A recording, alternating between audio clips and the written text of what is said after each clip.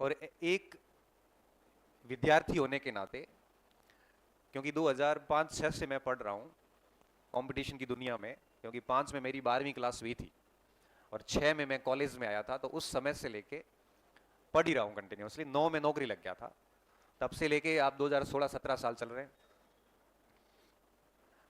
मेरी first year हुई उस समय, शायद आप में से कई बच्चे जन्मे भी नहीं होंगे, मुझे ऐसा लगता है जैसा शक्लें देख रहा हूँ, क्योंकि 4-5 के बाद के या उस समय के ही हैं आप लोग, या जन्मे भी होंगे तो आप, मुझे लगता है कि इतने इतने से होंगे, कोई गलियों में वगैरह कोई धूड़ खा रहे होंगे कहीं पे, कोई भीत को कर रहे होंगे, ऐसा ही कुछ कर रहे होंगे, बाकी बड़े नहीं होंगे, ये तय बात है।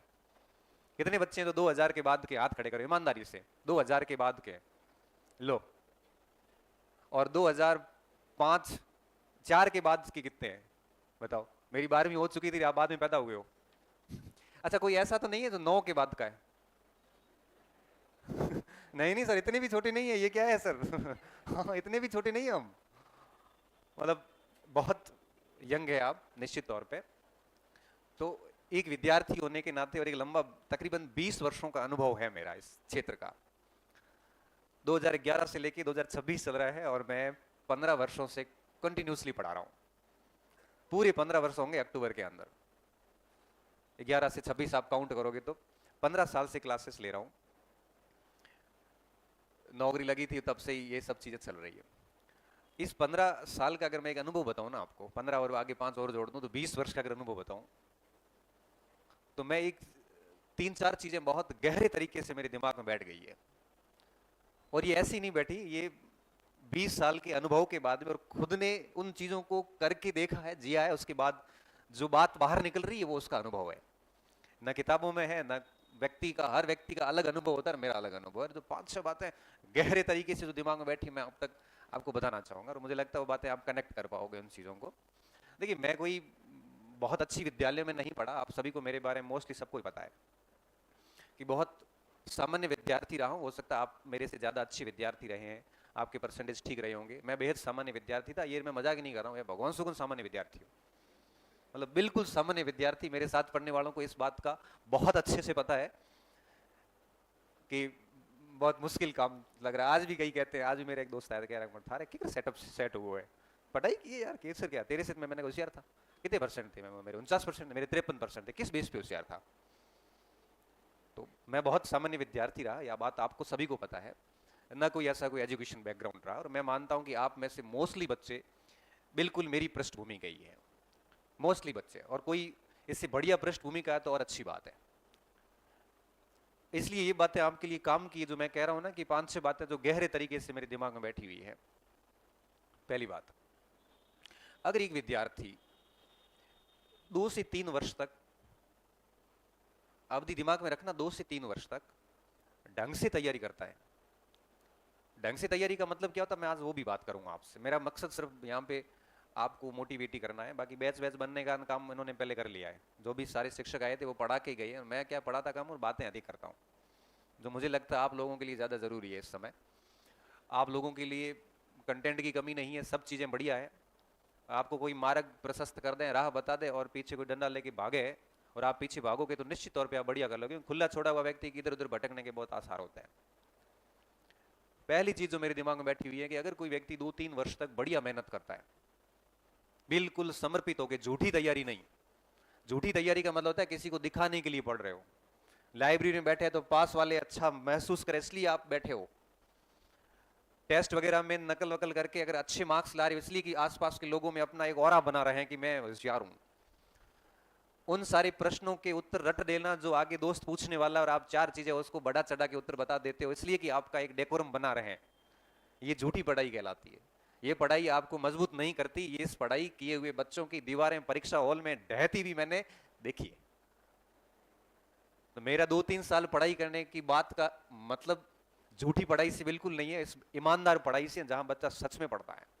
या घेरे पड़ जाते आंखों के बीच में, भूल जाता है कि कब घर गया था, भूल जाता है कि कौन से लोगों से लास्ट में कब बात की गई है।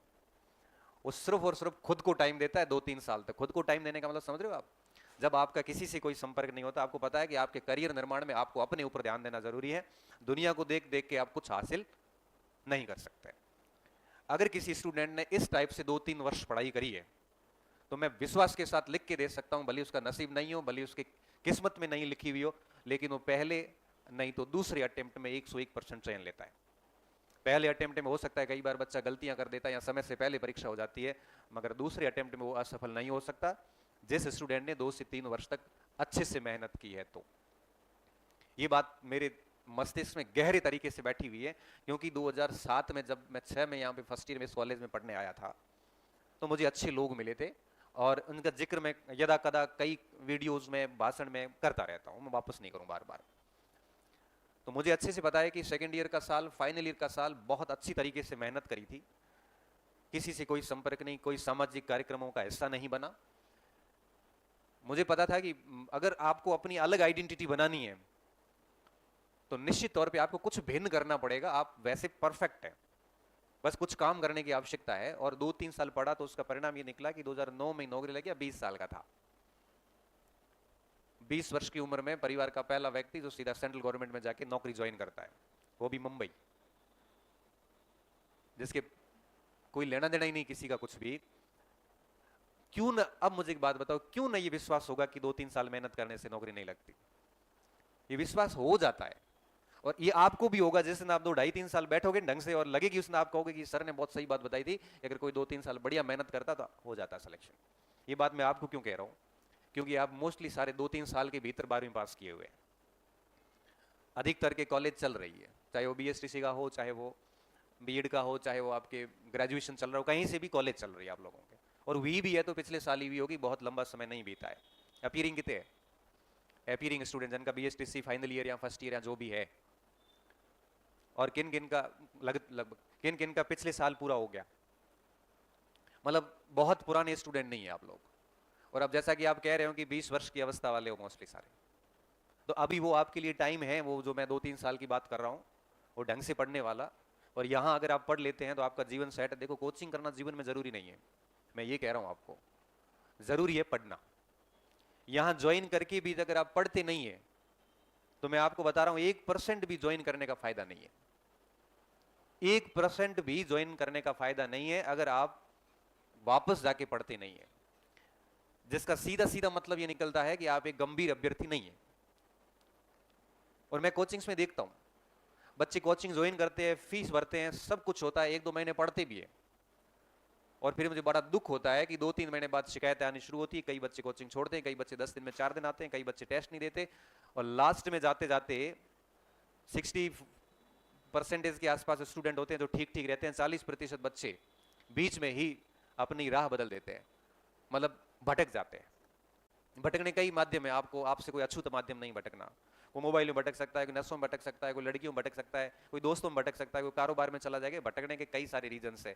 भटकने वाला व्यक्ति हो तो कई भी जगह भटक जाएगा। तो फिर अपन जब फीस भर लेते हैं तो फिर किस लिए भरते हैं? इस उद्देश्य के लिए ना कि 2 साल बढ़िया मेहनत करके नौकरी लेके निकल जाएंगे यहां से। ये डेली डेली किताबें नहीं पढ़ी जाएगी।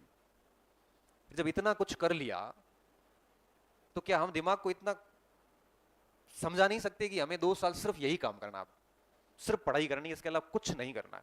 चाहे वो किताबों से करो, चाहे वो कोचिंग जाके करो, चाहे रूम में करो, चाहे लाइब्रेरी में पढ़ो, चाहे घर में पढ़ो। क्या हम इतना दिमाग को नहीं समझा सकते कि मुझे अब 2 साल केवल पढ़ना? किस लिए पढ़ना, किसके लिए पढ़ना है, हमें बताओ। सिर्फ खुद के लिए, मैं बता रहा हूं, सिर्फ खुद के लिए। आपकी नौकरी से फायदा सिर्फ आपको होता है, किसी से मांगने नहीं पड़ते। महीने की 1 तारीख होते ही, कल 31 तारीख गई है परसों, और आज दिन में मेरे मैसेज आया था सुबह 9-11 साढ़े 10-11 बजे, your account has been credited with dash dash dash dash and your available balance is hi hi hi hi hi. इससे खुशी आपको ही होती है, बाकी वाले तो परेशान होते हैं इससे कि इसकी मैसेज क्यों आ रहा है। ये तो अगर आप 2 साल पढ़ रहे हैं तो किसके लिए पढ़ रहे हैं आप, ये भी तो सोचो। ये सिर्फ खुद के लिए कर रहे हो आप। जब आप खुद के लिए 2 साल खुद को टाइम नहीं दोगे तो आप सही बताओ नौकरी के हकदार नहीं है भाई। तो गहरी जो बात मेरे दिमाग में बैठी वो ये बैठी हुई है कि अगर आपने मानसिक रूप से तय कर लिया है, BSTC वगैरह करा रखी है, और दिमाग में बात बिठा दी है कि आगे जो वैकेंसी आने वाली, क्योंकि 28 में चुनाव है, आप सभी को पता है, जून जुलाई के बाद आचार संहिता लगेगी, ज्वाइनिंग उससे पहले देनी पड़ेगी। और उससे पहले ज्वाइनिंग देने के लिए एक इनको जबरदस्त भर्ती करनी पड़ेगी। 5-4 हजार भर्ती करेंगे तो सरकार को पता है वोट खिसक जाएगा। चुनाव के आखिर साल में हमेशा 30-35 हजार की वैकेंसी निकली है, आज दिन तक का ट्रैक रिकॉर्ड है, क्योंकि मैं 2008 से ये देख रहा हूं। चुनावी साल में सरकार कभी ऐसी गलती नहीं करती 5-4 हजार की।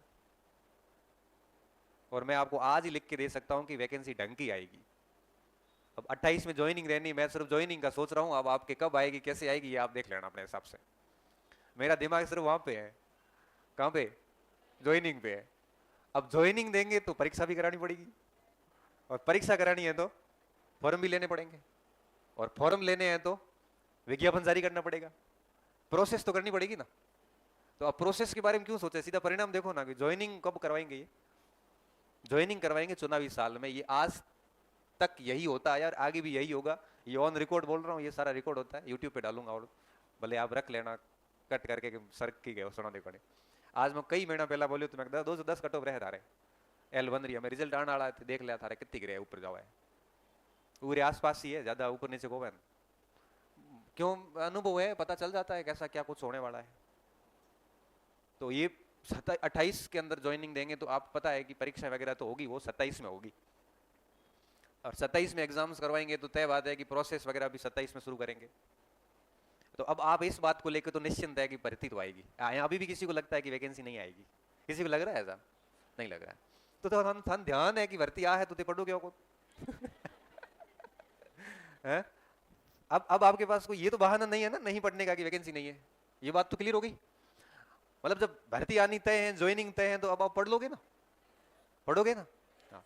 अब देखिए 26 के 3 महीने जा चुके हैं, 9 महीने शेष है, और 27 के 12 शेष है, 12 और 9 होते 21 महीने, लगभग आपके पास में 1.5 साल का टाइम है, 1.5 साल का समय आपके पास। और मैं आपको बहुत विश्वास के साथ कह सकता हूं, क्योंकि ये मैंने सारी चीजें करके देखी, इसलिए मैं बोल रहा हूं। सेकेंड ग्रेड ही बड़ा, सारी भर्तियां पास किए, नहीं तो मैं नहीं बोल पाता, नहीं तो मेरे को भी लगता पता नहीं कैसे नौकरी लगती होंगी, क्योंकि ये सब चीजें करी है, पास भी करी है, कितना टाइम लगता है, पास करते हुए बच्चों को देखा है, रिजल्ट निकालते हुए स्टूडेंट को भी देखा है, पहली रैंक से लेकर लास्ट रैंक तक। तो मुझे अंदाजा है, उस बेस पे मैं कह रहा हूं कि 1.5 साल का टाइम है। और कोई एक विद्यार्थी कैसा भी हो, सामान्य हो चाहे अपने आप को कमजोर मानता हो, ब्रिलियंट हो, जैसा भी हो, 1.5 साल इतना समय होता है कि वो अपने पहले प्रयास को आखिरी प्रयास बनाने की हिम्मत रखता है। बस शर्त यह है कि उसको अंदर से लगना चाहिए कि 1.5 साल में मैंने एक दिन भी फालतू खराब नहीं किया है, ये आना होना चाहिए। ऐसे नहीं हो कि आप, ऐसे तो 1.5 साल कई जाते हैं कई, लेकिन अंदर से ये लगे ना कि मैंने टाइम बिल्कुल खराब नहीं किया, अपना बेस्ट दिया है, तो मैं आपको लिख के दे सकता हूं उस टाइम पे कि आप 1.5 साल के भीतर रिजल्ट निकाल लेंगे, भले आप 0 से शुरू कर रहे हैं। ये पर्याप्त अवधि होती है, पर्याप्त अवधि एक चयन के लिए, अध्यापक भर्ती के चयन के लिए 18 महीने पर्याप्त अवधि होती है। मैं कहता हूं साल भर में तो आदमी लेक्चर बन जाता है, और बने हैं। मैं कई बच्चे इस बार अभी हिस्ट्री का इतिहास के रिजल्ट आए हैं, मेरे से मिलने आ रहे हैं, मैं उनको पूछ रहा हूँ कितना टाइम लगा, तो कह रहा साल भर लगा, कोई कह रहा सर 8-10 महीने में कर लिया था, किसी ने कहा सर 1.5 साल लगा, बट कर रहे हैं। कोई पृष्ठभूमि बड़ी जबरदस्त नहीं है। तो इस अनुभव के बाद जो पहली बात मेरे दिमाग में गहरी बैठी हुई है वो ये कि अगर आप 2-2.5 साल बढ़िया मेहनत करते हैं तो नौकरी लग जाएगी। अब आप अगर ये कर पाते हैं तभी मैं कह रहा हूं कि क्लास ज्वाइन करो, तो कम से कम ये श्योर हो जाना कि मैं ये कर पाऊंगा। 1.5-2 साल जैसा हम कहते हैं वैसे आप चल पाओगे। कहते हैं ना गुरुजनों के बताए हुए रास्ते पे चलना चाहिए। ये केवल लिखने की बात और सुनने की बात थोड़ी है, ये करने की बात है। और मुझे इतना अनुभव है कि 10 में से करते 3-4 ही है, बाकी से होता नहीं। क्यों? क्योंकि मैं तो कल ये कहूंगा कि आपको देर रात पढ़ना है या सुबह जल्दी उठ के पढ़ना है। आपको रात को नींद जल्दी आती है, लेट खुलती लेट है, आप तो गुरु के वचन पे पहले दिन ही खड़े नहीं उतर पाए हो। फिर मैं कहूंगा कि आपको नियमित रूप से पढ़ना है, ये फालतू सामाजिक सरोकार परोकार से दूर रहो। आप नहीं रह पाओगे दूर, क्योंकि आप जाओगे बिन बुलाए चले जाओगे कि आज भोजन है चलो। मैं कहूंगा कि दोस्त वगैरह जो है टाइम खराब कर रहा है उनसे दूर रहो, आप नहीं रहोगे शाम को जाके इकट्ठे हो जाओगे सारे। मैं कहूंगा कि सोशल मीडिया वगैरह से फालतू चीजें हटा दो, केवल काम की चीजें रखो। बट आप तो 20-20 ग्रुप में जुड़ोगे, और एक ग्रुप अगर 10 मिनट भी लेता है तो 200 मिनट सीधे गए। और ऐसा तो अपन कोई निष्क्रिय थोड़ी है कि एक ग्रुप केवल 10 मिनट ही ले, हम 15 मिनट तो देंगे उस ग्रुप को कम से कम दिन भर में। ये 300 मिनट गए, मतलब कितने, 5 घंटे गए। मैं तो ये कहूंगा कि इनको हटाओ पहले दिन, आप नहीं हटाओगे मुझे पता है। मैं ये कहूंगा कि 7-8 घंटे कोचिंग होती है, 3-4 घंटे घर जाके पढ़ो। आप नहीं पढ़ोगे मुझे ये भी पता है। जब आप ये नहीं करोगे तो नौकरी की हम लागे कौन? ऐसे थोड़ी है कि घर जाओ, आपको नॉर्मल काम किया और आपको सीधा अपॉइंटमेंट लेटर दे। भाई अपने जैसे 5-7 लाख बच्चे बैठे हैं मार्केट में, अब भर्ती कितनी भी बड़ी आएगी तो लेंगे तो 15-20 हजार, इससे ज्यादा थोड़ी लेंगे। तो हम भाई उस 20 हजार का हिस्सा बनना है तो ये सब सेक्रीफाइस करने पड़ेंगे, त्याग करने पड़ेंगे। और आप ये भी तो सोचो कितने साल त्याग करने हैं, 2 साल।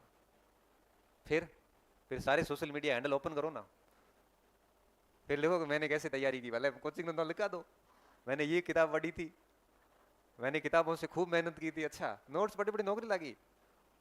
फिर आप खूब ज्ञान दीजिए ना, आपको कौन मना कर, आपकी हर बात को स्वीकारा जाएगा कि सही बोलते हो लागू हुआ तो गलत थोड़ी बोले। बड़ी काम 2 साल बाद करोगे तो लोग सुनेंगे आपको, अभी करोगे तो सारी वैल्यू तो कहीं है कौन? आपकी बात को कोई नहीं सुनेगा। ज्यादा ज्ञान दोगे तो कह देंगे पहले तू लग जा, उसके बाद हमारे से बात करना। फिर बेइज्जती तो महसूस को बन। तो मैं तो ये कहूंगा कि अगर आप चल सकते हो हमारे बताए हुए पथ पे तो फिर कोई सोचना नहीं है फालतू इधर उधर, लग जाओ तैयारी करने। आज का दिन है, मान लो कल एक लड़के का किसी कोई इंटरव्यू लिया था, कोई 49th रैंक देवासी था, कोई बच्चा था, बड़ा अच्छा लड़का, मुझे तो पता भी नहीं था। वो बच्चा 29 मार्च 2025 को मेरे पास आया सिरोही से। तो बड़ा डिप्रेशन में, कोई फैमिली प्रॉब्लम ये वो। मैंने उससे घंटा भर बात करी, क्या दिक्कत है। वो दिक्कत है उसने इतनी गहरी बताई, सारी पारिवारिक समस्या ऐसी थी, पढ़नी सच में नहीं पढ़ पा रहा था। मैंने कहा साल भर के लिए, मैंने कहा मेरे अनुसार चल रहे, फिर समस्याओं में वापस पड़ जाना। तो अभी बाहर कैसे निकलूं, जयपुर चला जा। बस 2-3 महीने रहे थे शायद परीक्षा को, मैं 2-3 महीने मेरे अनुसार चल रहे, फोन वोन सब बंद करवा गए, निकाल दिया उसको। इतना ढंग से पढ़ा कि फर्स्ट ग्रेड में 49th रैंक आई, सिलेक्शन हुआ तो समस्याओं का समाधान हो गया। समस्या उसी चीज की थी। और अब वो बच्चा, मैंने मेरे जब सिलेक्शन हुआ तो पहला कॉल ही आया मेरे को, बोला कि सर मेरी नौकरी लगी। मैं तो नहीं पहचाना तेरे को। तो उसने गुरु मेरे को फोटो भेजा उस पर व्हाट्सएप पे कि सर ये मैं 25 मार्च को आया था और आज 25 मार्च ही साल भर हुआ है और मेरी सर नौकरी लग गई, मेरा जीवन धन्य हो गया। अब देखो चलना तो आपको पड़ेगा, हम तो आपको केवल डायरेक्शन देने वाले हैं कि ये है। तो ये बात मेरे दिमाग में गहरे तरीके से बैठी हुई। अगर कोई स्टूडेंट 1.5-2 साल अपने गुरुजनों के बताए हुए रास्ते पे ईमानदारी से चलता है, ईमानदारी से चलने के आपको बहुत सारी चीजें झेलनी पड़ेगी, बहुत कुछ चीजें छोड़नी पड़ेगी आपको, बट छोड़नी 2 साल के लिए, ज्यादा नहीं। एक बात। दूसरी बात जो मैं कह रहा था, कुछ चीजें गहरे तरीके से दिमाग में बैठी हुई है। आपके बैकग्राउंड का आपके परिणाम पर कोई असर नहीं होता है। आप 10th 12th में राज्य मेरिट में थे कि मेरी तरह पास हुए हैं, कोई फर्क नहीं पड़ता है, कोई फर्क नहीं पड़ता है। फर्क इस बात का पड़ता है कि अब आप कैसा करते हो। अगर आप पढ़ाई में एवरेज या ठीक रहे हैं या कमजोर रहे हैं तो मेरी बात याद रखना, इसका आगे के रिजल्ट पे कोई असर नहीं होता। अगर आप अब साल भर का जो 1-1.5 साल का टाइम है उसको आप अच्छे से पढ़ते हैं तो। मैंने देखा है कई बच्चे इस तनाव में रहते हैं कि मैं सर पढ़ाई में ठोठ हूं। आपने ठोठ कैसे मान लिया? आपने आज दिन तक किसी भर्ती का सिलेबस ढंग से पढ़ा नहीं, आपने कभी उस सिलेबस का 4-5 बार रिवीजन किया नहीं, आपने उस सिलेबस के हजारों की संख्या में प्रश्नों का अभ्यास किया नहीं, आपने कभी सबसे अलग करके खुद को समय पढ़ाई के लिए दिया नहीं। फिर आप आधी अधूरी तैयारी के साथ में अगर आपका रिजल्ट खराब रहा है तो आप अपने आप को ठोठ घोषित क्यों करते हो? आपने खुद नहीं घोषित कर दिया मैं पढ़ाई में कमजोर हूं। किसने कहा? परसेंटेज के बेस पे तय नहीं होता। परसेंटेज के बेस पे तय होता तो मैं तो आज बोले कि बाठा उखूं तो बाठा तो को उखनी जाऊं, खैर लेकिन दूसरा काम कर रहा होता। परसेंटेज के बेस पे होता तो मेरी सच में कहीं नौकरी नहीं लगती। तो परसेंटेज के बेस पे आप अपने आप को कमजोर क्यों मानते हैं? और दिमाग में अगर ये बात आ गई कि मेरे को याद नहीं होते, मैं कमजोर हूं, तो सच वाली बात सच सिद्ध हो जाती है। तो मेरे दिमाग में ये बात भी बड़े गहरे तरीके से बैठी हुई कि इन चीजों का आगे कोई फर्क नहीं पड़ता। अब तो यूं है कि इस स्थान से कोई अपनी स्पीड जो लगाएगा ना वो सफल होगा, भले 99% है, भले 49 है। तो आप अपना पास्ट भूल जाइए, आपके अधिक प्रतिशत का आपको गुरूर भी नहीं होना चाहिए, घमंड नहीं होना चाहिए, और अगर कम प्रतिशत रहे हैं तो उसकी आपको टेंशन नहीं होनी चाहिए, क्योंकि उन किताबों का इनसे बहुत अधिक मतलब नहीं है। वो अप्रोच अलग थी, आगे पढ़ने की अप्रोच बिल्कुल अलग है।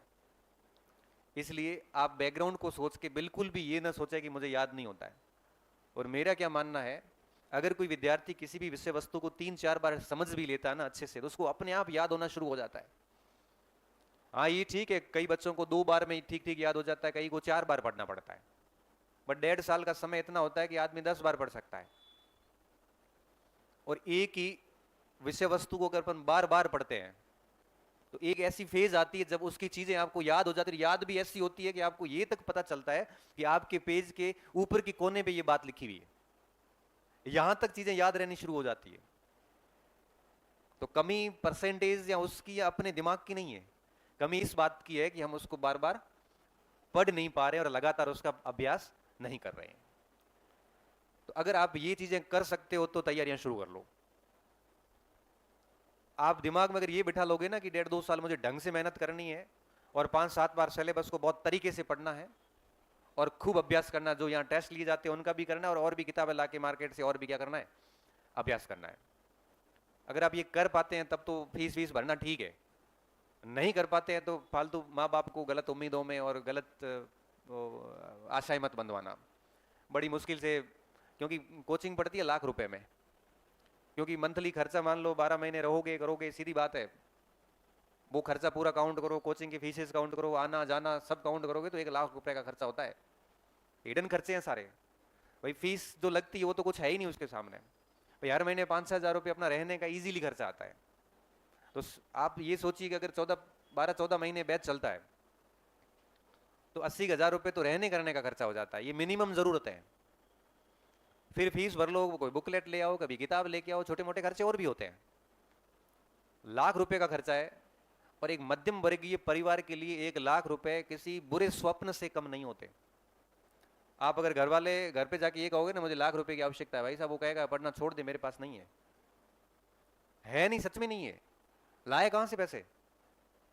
लाख रुपए के लिए उसको अपना अनाज बेचना पड़ता है, लाख रुपए के लिए उसको अपना घर के कई सारे बाई प्रोडक्ट बेचने पड़ते हैं, घी से लेके मतीरों से लेके ऊन से लेके बहुत सारी चीजें। लाख रुपए के लिए उस व्यक्ति को अपने कई सारे सपने सेक्रीफाइस करने पड़ते हैं। लाख रुपए के लिए कई दूसरे खर्चों में कटौतियां करनी पड़ती है कि यार अपने रहने दो, भेजने हैं बच्चे के हर महीने 5,000 रुपए, लाए कहां से, घर चलता है गांव में 3-4 हजार रुपए में। तो उस लाख रुपए के लिए उस व्यक्ति को आपका जो भी पीछे सपोर्ट सिस्टम है, आपके पापा हो सकते हैं, आपका भाई हो सकता है, बहन हो सकती है, माँ हो सकती है, कोई भी आपका सपोर्ट सिस्टम तो है, तभी आप यहाँ बैठे हो, नहीं तो नहीं बैठ पाते, एक सिंगल डे नहीं बैठ पाते। घर से रुपए देने बंद हो जाते हैं ना, उसी दिन आपको बोरिया बिस्तर पैक करके बस में बैठना पड़ता है, मैं आपको बता रहा हूँ। और जीवन भर समान नहीं रहता समय, वो दौर कभी भी आ सकता है जिस दिन आपको कहा जा सकता है कि भाई पैसे नहीं है, सॉरी। क्योंकि ऐसी स्थिति समय पूछ के थोड़ी आता है कि मैं अब खराब समय शुरू हो रहा हूं, वो किसी भी मोड पे एक फोन से शुरू हो जाता है। तो वो 1 लाख रुपए का अरेंजमेंट करना बहुत चुनौतीपूर्ण कार्य है। इसलिए मैं सब बच्चों से कहता हूं कि आप गांवों पर ढाणियों से आए हुए लोग हैं, आप केवल आप नहीं, आप पूरे परिवार को रिप्रेजेंट कर रहे हैं, वो पूरे परिवार की उम्मीदों के साथ यहां पे आए हुए हो कि एक लगेगा तब हम पीछे वाले को पढ़ा पाएंगे। तो उस सपनों के खातिर, उस 1 लाख रुपए के खातिर आप अपना बेस्ट देके एक परिणाम वापस गिफ्ट रूप में, दक्षिणा रूप में दोगे ना, तो उनको लगेगा जैसे जीवन धन्य हो गया। मैं जस्ट अभी अभी आ रहा हूं, मैं बीसू गया था, वहां पे एक बच्चा अपना मेरे पढ़ता था, मनोहर सिंह राजपूत, 39th रैंक है उसकी इतिहास में। अभी पूरे परिवार में पहली, घर पिताजी के परिवार में पहली नौकरी है। खुशी इतनी थी घर पे कि रात्रि में जागरण थी, सभी मेहमानों को बुलाया गया था और मुझे बच्चा स्पेशली कह के गया था, सर आपको आना ही है, मैं आप मेरे गुरुजी है, मैं आपसे पढ़ा हूं पूरा, सारी चीजें की प्लीज आपको कैसे भी करके आना है। तो मैं यहां से गाड़ी लेके बेसू गया था, लगभग 60-65 से ऊपर ही है, 70 किलोमीटर के आसपास है। मैं उसके लिए गिफ्ट भी लेके गया, छोटा सा गिफ्ट में एक पेन थी और एक सर्विस बुक थी। सर्विस बुक का महत्व आपको पता है? सर्विस बुक का महत्व ये है कि आप जैसे ही नौकरी ज्वाइन करोगे सबसे पहले प्रिंसिपल कहेगा आप सर्विस बुक लाइए, भरनी पड़ेगी। और जब आप रिटायरमेंट होंगे तब वो सर्विस बुक आपको लास्ट साइन के साथ में सर्विस बुक साथ में रिटायर होती है। मतलब आगे के जीवन के 40 साल की नौकरी करो चाहे 30 साल की करो, एक ही सर्विस बुक रहती है पूरे जीवन। मैं वो सर्विस बुक उसको देखे आया, मैंने बेटा ये जीवन भर अब तेरे साथ रहेगी, और जब जब तू सर्विस बुक देखेगा तुझे मेरी याद आती रहेगी। तो मैंने पूछा उसको, मैंने कहा और कोई कार्यक्रम था या केवल ये? तो कि सर केवल नौकरी का ही कार्यक्रम था। मेरे घर में बहुत खुशी का माहौल है, तो हमने पापा जी ने जागरण दिलवाई है, और आज जो है वो मेहमान आए थे, सभी मेहमान आए हैं, बस खुशी का माहौल है। हमने उसको साफा पहनाया, बड़ी भोजन वोजन किया, और उसके बाद में मैं सीधा चल के यहाँ आ रहा हूँ आपसे मिलने के लिए। अब बताओ ये दोनों कितने गजब संयोग है कि एक सफलता प्राप्त की विद्यार्थी को सम्मानित करके एक उपहार देके जब हम यहाँ आ रहे हैं, तो नए आकांक्षी सामने बैठे हैं, सर हमें भी नौकरी लगना है। मैं उनके पिताजी की आंखों में देख रहा था, और पिताजी झुकने लगे। मैंने नहीं, मैं तो आपका बेटा हूँ। हो गए पूरी हमारे बच्चेरी जो नौकरी लगी है गुरु थाना समर्पित है। अब आप सोचो कि शिक्षक के लिए इससे बड़ा दिन क्या होगा जब सीनियर सिटीजन, मेरे पिता तुल्य जो बुजुर्ग है, वो आपको अप्रिशिएट करें। मुझे ये लगता है कि ये उस बच्चे के कारण हुआ है। उसने सफलता दी तो सम्मान किससे मिला? मुझे मिला, एक गुरु को मिला। अगर वही बच्चा गलत काम करता तो हमें शर्मिंदगी महसूस करनी पड़ती। इसलिए मैं ये बात आपसे बार बार कह रहा हूं, देखो पढ़ना करना सारी चीजें आप करिए, और अच्छे से करोगे तो उसका रिजल्ट ये रहेगा कि आपको भी गर्व होगा, आपके माता पिता को होगा, उससे भी अधिक गर्व हमें होता है। ये जो फीलिंग होती है, मैं उस जगह पे बैठे हम खाना खा रहे, तो मैं बात कर रहा था सब साथियों से, मैंने कहा एक मध्यम वर्गीय परिवार के लिए नौकरी कितनी महत्वपूर्ण है कि खुशी खुशी बड़ा फंक्शन किया जा रहा है, 400-500 अतिथियों को आमंत्रित किया जा रहा है, बाकायदा टेंट लगाया जा रहा है, रात पूरी भजनियों ने भजन जो भी भजनी होते हैं उन्होंने भजन किए हैं। दिन में शुभ माने जाने वाले हमारे मंगणियार जो है वहां बैठे हैं। मंगणियार शुभ होता है, मंगणियार की अनुपस्थिति मानी जाती है अशुभ। मंगणियार का होना इस बात का संकेत होता है कि अशुभ नहीं होगा। वो दिन में वो कार्यक्रम चल रहा है, उस घर में विवाहिक माहौल चल रहा है। मैं ये आंखों से देख के आया था, मुझे लगता है कि नौकरी कितनी जरूरी है। ये जीविका निर्वाह नहीं है, भूख कोई नहीं मरता, अपने बाप दादे नहीं मरे, नौकरी नहीं लगी हुई थी। प्रेस्टीज का सवाल है, प्रतिष्ठा का, और उसी के लिए हमें चाहिए ये सब। और अगर उसके लिए हम 2 साल समर्पित होकर नहीं काम करते हैं तो फिर धूड़ है पूरी बड़ाई पे, धिक्कार जैसे कहते हैं हिंदी में, धूड़ कहते हैं अपने मारवाड़ी में। तो मैं आप सभी को यही बात समझाने आया हूं कि कोचिंग जरूरी नहीं होती, जरूरी होता है पढ़ना, और सिंसियरली पढ़ना।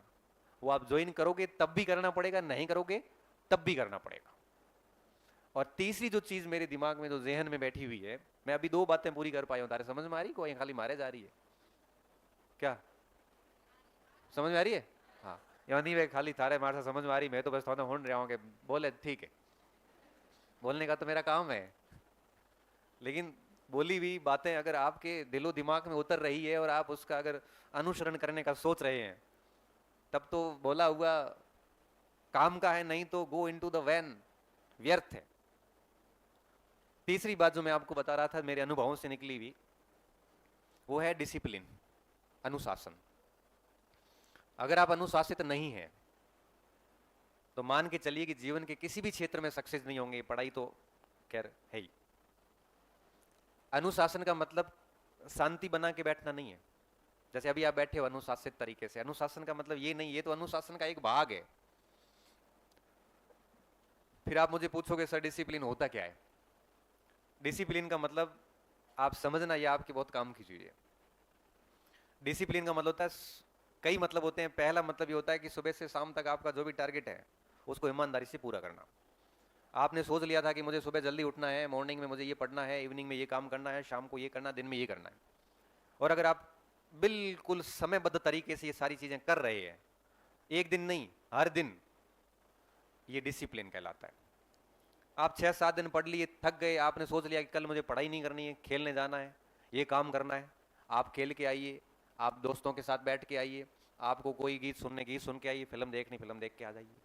ये भी डिसिप्लिन का हिस्सा है। 5 दिन पढ़ लिए, 6 दिन पढ़ लिए, 7वें दिन थक गए। अब परसों मैं थका, मैंने कहा मेरे से क्लास लेने की कोई इच्छा नहीं है, युवराज जी ने कह रहे हो मत करो, एक ले लो। मैं ना, मेरा मन नहीं है, तो मैं जा रहा हूँ खेलने। ये कल की बात है, सॉरी। मैं परीक्षा से आया, मुंह धोया और सीधा हॉस्टल गया। बच्चों के साथ 1-1.5 घंटे बढ़िया सा वॉलीबॉल खेला। वॉलीबॉल खेला, थका, घर जाके आराम से रोटी खा के सो गया। क्यों? मेरा मन नहीं था क्लास लेने का। जब मेरा मन ही नहीं है तो मैं कैसे पढ़ाऊंगा बताओ? और ये स्टूडेंट के साथ में भी, आपके साथ में भी होगा। और मैं ये मानता हूं अगर एक महीने में आप 20-22-25 दिन बढ़िया पढ़ लेते हैं ना तो खूब है। ये 3-4 दिन ब्रेक लेते हैं तो ये बढ़िया बात है। 30 के 30 दिन पढ़ाई किसी से नहीं हुई आज तक। कोई कह रहा है कि मैं तो बस एक दिन भी नहीं किया हुआ, झूठ बोल रहा है। 30 से 30 दिन पढ़ाई किसी से नहीं होती, ना मेरे से भी, ना आपसे होगी। एक दिन तो ब्रेक चाहिए महीने में। अगर मैं मानता हूं 25-26 दिन बढ़िया निकाल लेते हैं ना आप मान के चलना आप सही चल रहे हो। ये मार्केट में भ्रांतियां बनी हुई है। कोई भी व्यक्ति 2-2.5-3 घंटे लगातार नहीं पढ़ सकता। अगर लाइब्रेरी में कोई बैठा है ना मन मार के, हिम्मत करके, तो किसी को देख के बैठा है। ये हैंग उठिया कौन हो ही बैठो रहे हो। ये सब बैठे हैं तो इधर उधर तिरछी नजर में हैंग बैठा है, मैं भी बैठ जाता हूँ। ये तो भैया दिखावा कर रहे हो, ये कोई डिसिप्लिन पढ़ाई तो नहीं है। ये घंटे भर बाद में दिमाग जाम हो जाता है। 45-50 मिनट में दिमाग जवाब दे देता है, तो उस समय 4-5 मिनट का ब्रेक चाहिए होता है। फिर कैसे कोई 2-3 घंटे, कुछ सब्जेक्ट्स होते हैं जहां अपवाद है, जैसे मैथ में कोई बैठ गया या फिजिक्स में बैठ गया। आप वाले सब्जेक्ट का तो मुझे पता है, ठीक है, कोई रिवीजन है, इंटरेस्टिंग टॉपिक है, आपके लायक का है, तो 2 घंटा पढ़ लोगे आप। बाकी नहीं हो पाता। फिर आप कहते हो सर कुछ देर तो समझ में आता है, फिर दिमाग कहीं और चला जाता है। दिमाग जाएगा ही। व्यक्ति की अधिकतम पढ़ाई सिटिंग 50 मिनट के आसपास होती है। फिर 4-5 मिनट का बढ़िया ब्रेक लेके फिर बैठ जाओ। तो कुछ धारणाओं से हट जाइए और डिसिप्लिन्ड होके बैठिए आप। ज्यादा समय तो कौन था रे, 10 मिनट था ना, और बोला भाषण टेक दे बजे जाऊँ, क्योंकि आज बोले ना 3-4 दिन हुआ ना, तो मारे की एक विचार आया था मैं हैंग होना ही करे पचे फ्री हो जाऊँ, रात्रि मन की नींद बढ़िया हो। नहीं बोला तुम्हारे एसिडिटी हुए मान जाओ लागे जोने आज पता नहीं जिंदगी नरक सी हो गई है। हम थानो इतो हुना दियो ना, तुम्हारो मन एडो राजी हुए, बस शांति एकदम, भगवान सुगन बहुत शांति महसूस हुए। 1-1.5 घंटो ज्ञान ध्यान तो लागे कि हाँ हमें ठीक। नहीं तो पता पूरा दिन गुमसुम रहता हूँ, सब पूछते हैं क्या हुआ आज, तनाव में क्यों लग रहे हो। अब उनको कैसे कहूँ आज कहीं भाषण नहीं हुआ मेरा।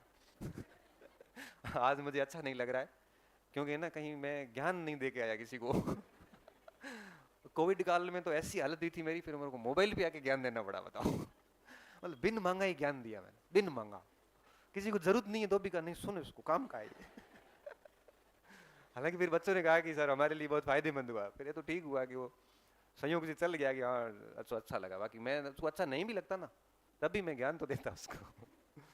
तो मैं 10-15 मिनट मेरा शेष बचा है, मैं बात बोल दूँ आपको, समझा दो, फिर हम सभी विसर्जन करेंगे और आप आराम से घर जाके रेस्ट करो।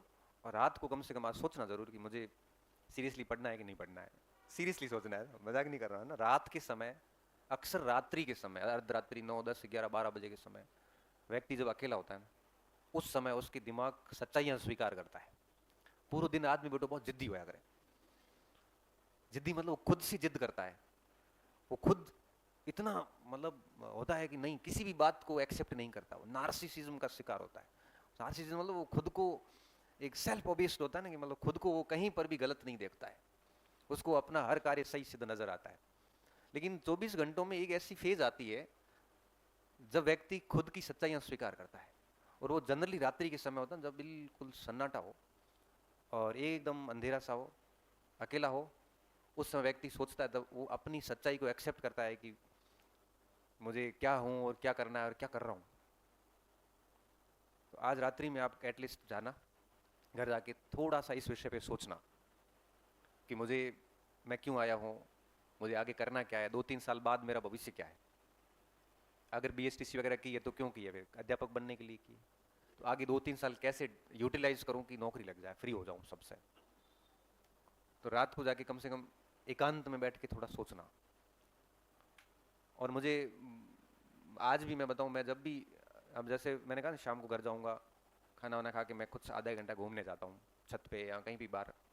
उस समय मैं बहुत सोचता हूँ मुझे आगे क्या करना है, क्या कर चुका हूँ। कई बार तनाव भी होता है, क्योंकि मनुष्य है तो ये उठा पटक दिमाग में सबकी चलती है, आपके भी चलती है, मेरी भी चलती है।